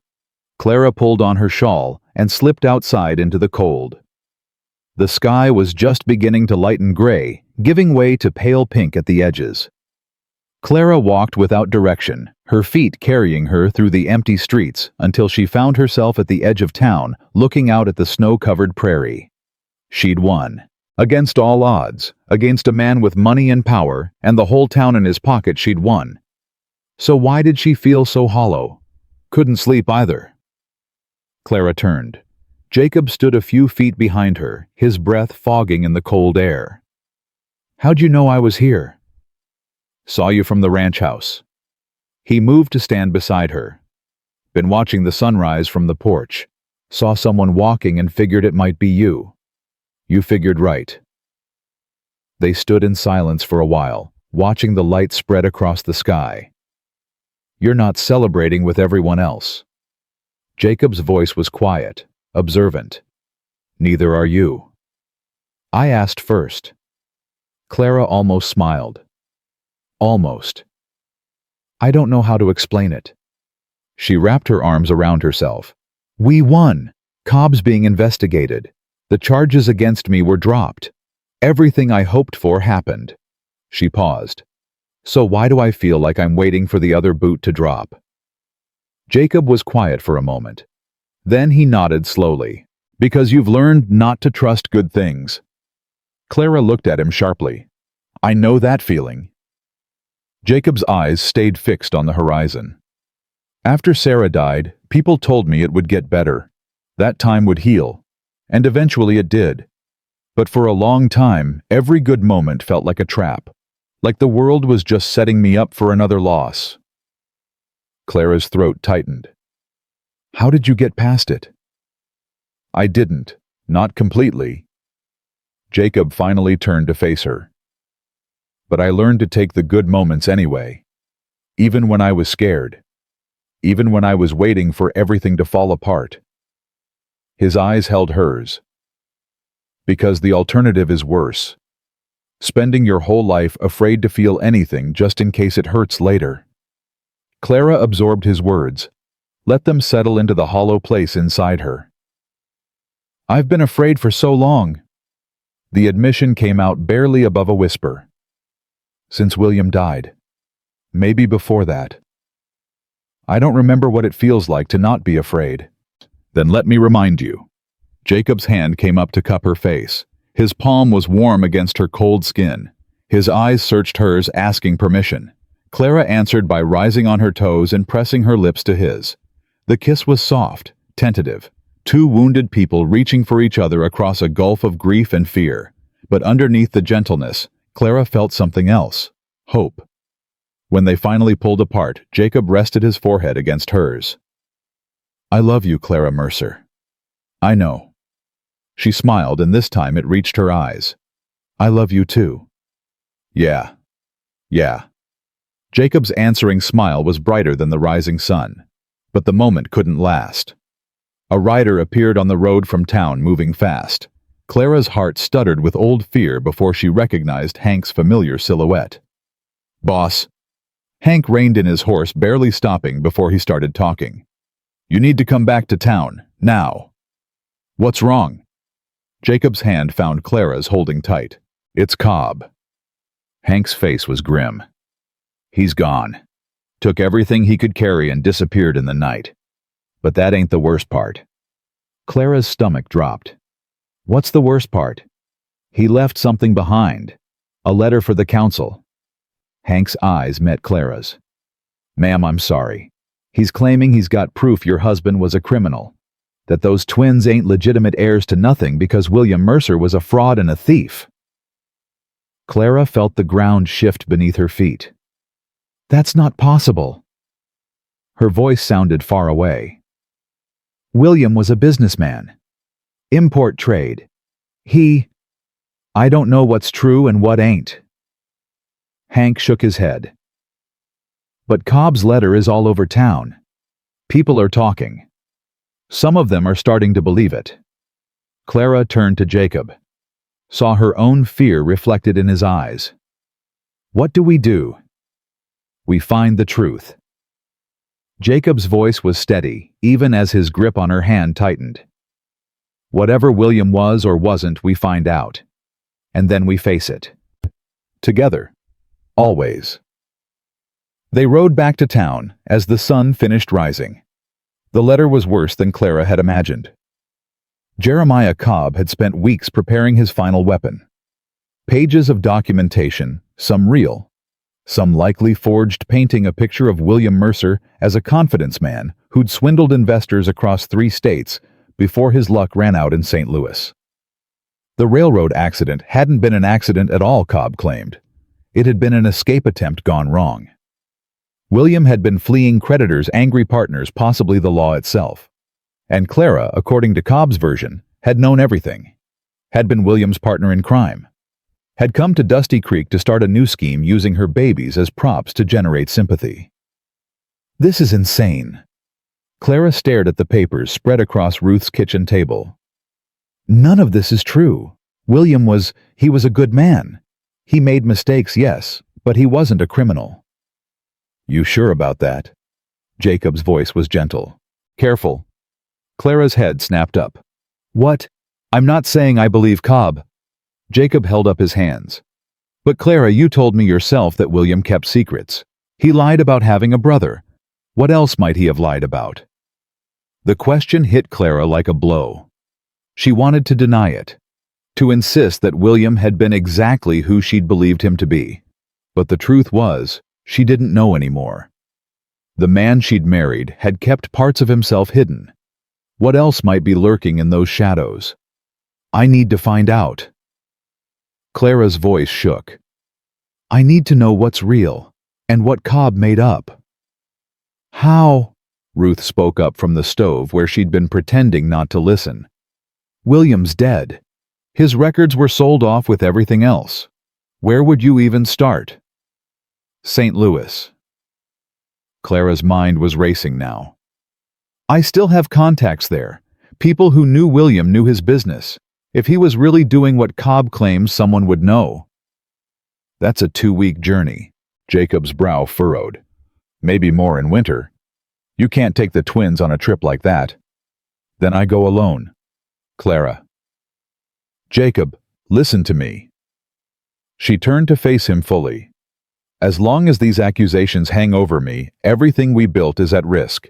The investigation into Cobb, the support from the ranchers, my reputation, all of it. People are already starting to doubt. I can see it in their eyes. She gestured at the window at the town beyond. I can't spend the rest of my life with this shadow over me. Over my children. I have to know the truth even if it's ugly. Even if it proves William was exactly what Cobb says he was. Jacob was quiet for a long moment. Clara could see him wrestling with the decision, wanting to protect her, knowing he couldn't. I'll go with you. You can't. The ranch? Hank can manage for a few weeks. Miguel's been wanting more responsibility. Jacob's jaw set. I'm not letting you face this alone. The twins will stay with me. Ruth's voice brooked no argument. Those babies have been half mine since you walked through my door. They'll be fine. Clara looked between them, at Jacob's determined face, at Ruth's fierce love. You're sure? I'm sure. Ruth crossed to her, placed both hands on Clara's shoulders. Go find your truth, child. Whatever it is, we'll be here when you get back. Clara felt tears threatening. She blinked them back. Thank you. The words felt inadequate. Both of you, for everything. Thank us by coming home safe. Ruth pulled her into a fierce embrace. And by figuring out how to make that son of a Cobb pay for what he's done. That's definitely on the list. They left 3 days later. Clara spent every moment she could with the twins, memorizing their faces, their sounds, their smells. Samuel had started making babbling noises that sounded almost like words. Rose had learned to clap her hands. They were growing so fast, changing every day. 2 weeks felt like forever. They'll be fine. Ruth said it every time she caught Clara hovering over the basket. I raised 2 children of my own, you know, plus half the neighborhood's kids when their parents needed help. I know. You're their mother. Of course it's hard. Ruth's voice softened.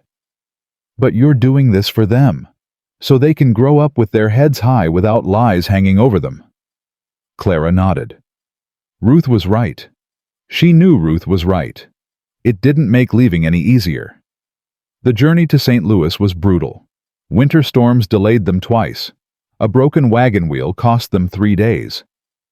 They slept in roadside inns that ranged from tolerable to terrible, always moving, always pushing forward. But they talked. In the long hours on the road, in the quiet evenings by strange fireplaces, Clara and Jacob talked about everything. Their childhoods, their marriages, their losses, their hopes, their fears. Clara learned that Jacob's father had been a hard man, demanding and distant. That Jacob had spent his whole life trying to earn approval that never came. That when his father finally died, Jacob had felt relief alongside the grief and had been ashamed of that relief ever since. Jacob learned that Clara's mother had died when she was 12, that her father had remarried a woman who resented Clara's existence, that Clara had married William partly for love, but also partly to escape, that she'd never quite forgiven herself for that. We're a pair, aren't we? Jacob said one night as they sat by the fire in a small inn outside Kansas City. Both of us carrying around guilt for things we couldn't control. Maybe that's why we found each other. Clara leaned against his shoulder. Broken things recognizing broken things. I don't think you're broken. Jacob's arm came around her. I think you're surviving. There's a difference. Clara considered that.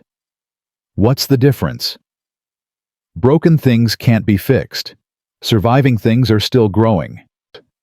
He pressed a kiss to her hair. You're still growing, Clara. Every day you're becoming more of who you were meant to be. Clara closed her eyes, letting his words wash over her.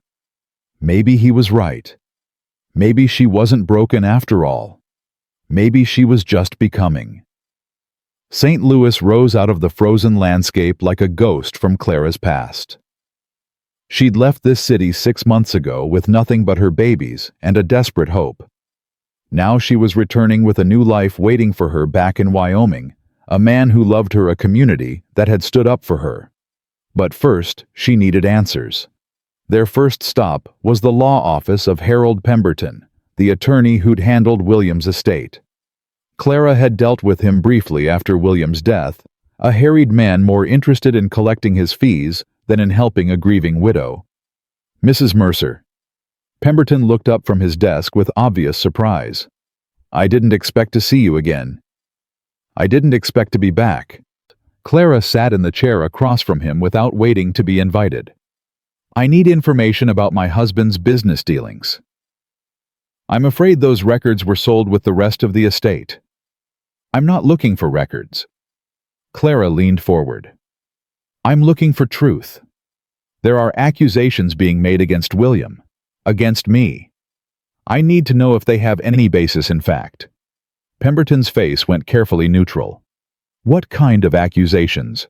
Fraud, theft, criminal activity. Clara watched his expression closely. A man named Jeremiah Cobb claims William was running confidence schemes across 3 states. Something flickered in Pemberton's eyes. Recognition, maybe, or fear. Mr. Pemberton, Clara's voice hardened. I can see that name means something to you. Tell me what you know. I don't. You handled my husband's estate. You saw his records, his correspondences, his debts. If there was anything criminal in William's history, you would have found it. Clara placed her hands on his desk. Tell me the truth, now, or I'll find someone else who will, and then I'll come back here with the authorities and ask why you covered it up. Pemberton's face went pale. Mrs. Mercer, please. You don't understand. Then help me understand. The attorney was silent for a long moment. Clara could see him calculating, weighing his options. Finally, his shoulders slumped. There was an investigation. His voice dropped low. A few years ago, before you were married, William was questioned about some investment schemes that went bad. Investors lost money. There were accusations of fraud. Clara's heart sank. Was he guilty? The investigation was dropped. No charges were ever filed. Pemberton spread his hands. That's all I know for certain. But Mrs. Mercer, you should know. The man who led that investigation, the one who pushed hardest for charges, his name was Jeremiah Cobb. Clara felt the floor drop away beneath her. Cobb. Jacob's voice was sharp. The same Cobb who's been tormenting her in Wyoming. His family had invested heavily in one of William's ventures, lost nearly everything when it failed. Pemberton looked between them. I don't know if William was guilty or innocent, but I know Jeremiah Cobb has been nursing a grudge against the Mercer name for years. Clara sank back into her chair. The pieces were falling into place, but the picture they formed was uglier than she'd imagined. So, when I answered Cobb's advertisement, she said slowly, he already knew who I was. It's possible. Pemberton's voice was careful. If he recognized the name, if he'd been tracking William's widow, he set me up. Clara's voice went cold with fury. From the very beginning, he brought me to Dusty Creek specifically to destroy me, to get revenge on a dead man by ruining his wife and children. Clara. Jacob's hand found her shoulder. We don't know that for certain. Don't we? She looked up at him. Think about it. The public rejection, the escalating attacks, the accusations. He's been playing a long game, Jacob, using me as a punching bag for a grudge that has nothing to do with anything I've actually done. Jacob's face darkened with understanding and anger. Then we take this back to Wyoming. His voice was tight. Show everyone what Cobb really is. A vindictive man attacking a widow because her dead husband cost him money. It's more complicated than that. Clara's mind was racing. If William really was involved in fraud, even if he was never charged, that's ammunition Cobb can use. The accusations aren't completely baseless. That's what makes them so dangerous. So what do we do? Clara stood. Her legs were shaking, but her voice was steady. We find out the whole truth. Every detail, every fact. She met Jacob's eyes. And then we use it, not to hide what William did, but to show exactly what Cobb is doing, using a dead man's mistakes to justify destroying an innocent woman. She turned back to Pemberton. I need the names of everyone involved in that original investigation. Investors, witnesses, anyone who knew William during that time. Can you get them for me? Pemberton hesitated, then nodded slowly. It'll take a few days. But yes, I can get them. Then get them. Clara headed for the door, then paused. And Mr. Pemberton, if I find out you've warned Cobb about this conversation, I'll make sure everyone knows you helped cover up a fraud investigation. Are we clear? Pemberton's face went gray. Perfectly clear, Mrs. Mercer. Good. Clara walked out of the office with Jacob beside her, her mind already spinning with plans and possibilities. The truth was worse than she'd hoped. William had been involved in something shady, even if he'd never been charged. That would hurt. But it also gave her a weapon, because now she understood exactly what Jeremiah Cobb was and why he'd targeted her, and she was going to make him pay. The next week was a whirlwind of meetings, interviews, and research. Clara tracked down 3 of William's former investors. 2 refused to speak with her. The third, an elderly man named George Hartwell, invited her into his home and told her everything. Your husband wasn't a bad man. Hartwell's voice was reedy with age. He was ambitious, too ambitious. He made promises he couldn't keep, took risks that didn't pay off. When the investments failed, people got hurt. Was it fraud? Clara forced herself to ask. That depends on how you define the word. Hartwell sighed. Did William set out to cheat people? I don't think so. Did he misrepresent the risks, exaggerate the potential returns, keep investing even when he should have known it was failing? Yes. Probably. Clara absorbed this. And Cobb. Jeremiah was one of the biggest investors. His family's money mostly. When it all collapsed, he lost everything. Hartwell's eyes grew distant. He blamed William, swore he'd make him pay. When the investigation fizzled out, when there weren't enough evidence for charges, Jeremiah was furious. Said the system had failed him. So he took matters into his own hands. He tried. Hartwell looked at her with something like pity. But William was already gone by then. Moved away, started over. I heard he married, had children. His gaze sharpened. You're the wife, aren't you? The one with the twins? Yes. I'm sorry. Hartwell's voice was genuine. For what you've been through. For what's still coming. Jeremiah Cobb doesn't forgive. Doesn't forget. He'll keep coming after you until one of you is destroyed. Clara stood. Then I'll have to make sure it's not me. She gathered every piece of information she could find. Letters, documents, testimonies from people who'd known William, who'd dealt with Cobb, who could speak to the history between them. By the time she and Jacob boarded the train back to Wyoming, Clara had enough evidence to tell a very different story than the one Cobb had been spreading. Not a story of a criminal's widow continuing his schemes.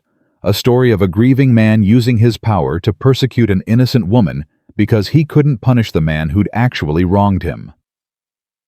Will it be enough? Jacob asked as the train pulled out of the station. I don't know. Clara watched the city disappear behind them.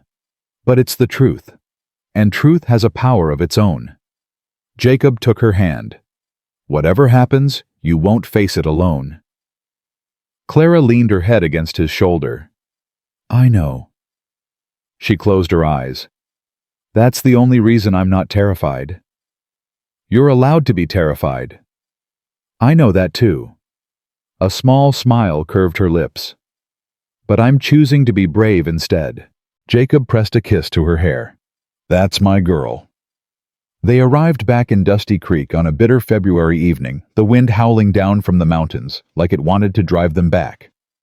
Ruth was waiting at the boarding house, the twins in her arms. Clara ran the last 20 feet, grabbed her babies, and burst into tears. Mama's here. She held them close, breathing in their scent, feeling their weight in her arms. Mama's home. I'm never leaving again. I promise. Never again. Samuel gurgled happily. Rose grabbed a fistful of Clara's hair and yanked. They missed you. Ruth's eyes were suspiciously bright. Cried for 3 days after you left. But they're fine, strong and healthy, and eating enough for 4 babies. Thank you. Clara looked up at the woman who'd become her mother. Ruth, I can't ever repay. Hush. Ruth waved off the gratitude. Your family. That's what family does. She peered at Clara's face. You found what you were looking for. I found the truth. Clara shifted the babies. It's complicated. William wasn't innocent, but he wasn't what Cobb claimed either. And Cobb... She took a breath. Cobb's been planning this for years. His whole attack on me, it was never about what I did. It was about revenge on a dead man. Ruth's expression hardened. Then it's time the whole town knew that. Yes. Clara looked toward the town, toward the people who'd believed in her, toward the fight that was still waiting. It is. The next morning, Clara called a meeting of her own. Not at the saloon or the town hall. At the church. On a Sunday. Right after services. Reverend Patterson tried to object. Clara stared him down until he gave in. You've got nerve, I'll give you that. Margaret Dawson appeared at Clara's elbow as people filed into the pews. Demanding the whole congregation hear you out. I learned from the best. Clara managed a weak smile. You told me to fight fire with fire. This is me doing that. I'm proud of you. Margaret squeezed her arm. Whatever happens next, know that. Clara nodded, drew a deep breath, and walked to the front of the church. Thank you for staying. Her voice carried clearly through the space. I know this is unusual. I know some of you have heard things about me, about my husband, that have made you question everything you believed. Murmurs rippled through the crowd. Clara pushed on. I went to St. Louis last week. I found the truth about William Mercer, about Jeremiah Cobb, about why I'm really standing here today. She paused. It's not a pretty story, but it's the real one. And you deserve to hear it. She told them everything. William's failed investments, the people who'd lost money, the investigation that never led to charges, and Jeremiah Cobb, young and furious, swearing revenge on a man who'd cost him his family's fortune. When I answered Cobb's advertisement, Clara continued, he already knew exactly who I was. He'd been waiting for years for a chance to punish William. When William died before Cobb could get to him, he transferred that hatred to me. She let that sink in. Every attack, the public rejection, the threats, the fire, the false brother, the accusations. It was never about anything I did. It was about one man's obsession with destroying someone connected to the person who'd wronged him. The church was silent. Clara could feel the weight of their attention, their judgment, their doubt. I'm not asking you to forgive my husband for his mistakes. I'm not asking you to trust me without reason. She straightened her spine. I'm asking you to see the truth. That Jeremiah Cobb used all of us, me, Jacob, this whole community, as pawns in a game of revenge. That he lied, cheated, and burned his way through our lives because he couldn't let go of the past. She looked around the room, meeting eyes one by one. I came to Dusty Creek looking for a fresh start. I found something better. I found people willing to stand up for what's right, even when it's hard, even when it's dangerous. Her voice cracked. I found family. Ruth stood in the back, tears streaming down her face. Jacob sat in the front row, his eyes fierce with pride. The ranchers, the women, the children she'd helped without thinking, they were all there, all watching. So I'm asking you one more time, not to believe me blindly, but to see me for who I really am. A woman who made mistakes, who married a man with secrets, who came here desperate and broken, and somehow found the strength to keep going. Clara's voice dropped to barely a whisper. I'm asking you to let me stay, to let me be part of this community, to let me raise my children here surrounded by people who know my story, the real story, and accept me anyway. She stopped, waited. For a long moment, nobody moved. Then Henry Morrison stood up. I've known Jeremiah Cobb my whole life. His voice was gruff. Never trusted him. Always knew there was something rotten underneath that smile. He looked at Clara. You've got my support, Mrs. Mercer. Now and always. Another person stood, then another. One by one they rose from their pews, not applauding, not cheering, but standing. Bearing witness. Clara felt Jacob's hand slide into hers. You did it. His voice was rough with emotion.